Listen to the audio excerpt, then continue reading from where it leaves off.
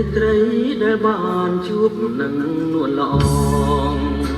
នៅបាត់ដងបងមកស្ទឹងសង្កាយើងទាំងពីរនាក់សច្ចាស្បត់ស្បាយក្រោមដួងព្រះខែរះពេញបរមីរៀមលូកដៃអោកក្រសោបកាយអូនរាត្រីស្ងាត់សូនដោយស្នេហ៍តែក្តីភាំងអើយភាំងអូនញញឹមមានន័យប្រហើកនឹងស្រីជាប់នឹងដៃបងរាត្រីរនោច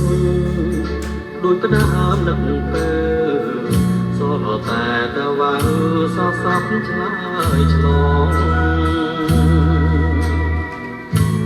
ជុំនោះ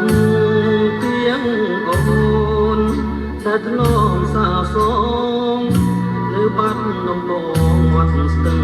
សង្កា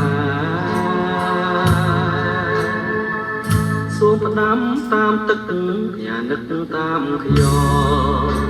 ឲ្យឆ្លងវិលមករកស្នេហ៍ដូចរាត្រីកា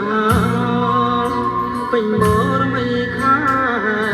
នេះស្ទឹងសង្កែក្រុងបាត់ដំបង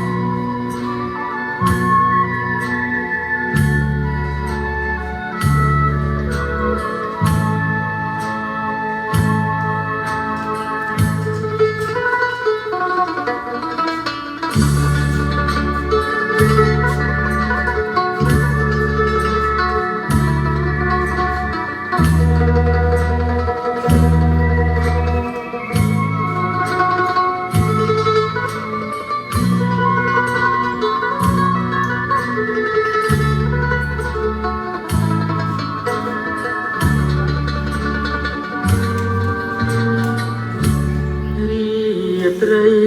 រនោចដូចផ្ដើមនឹកទៅសល់តែតវ៉ៅសស័ព្ទឆ្លើយឆ្ល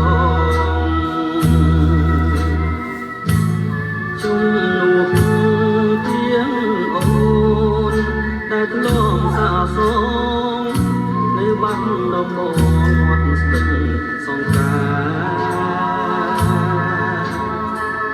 សូមផ្ដាំតាមទឹក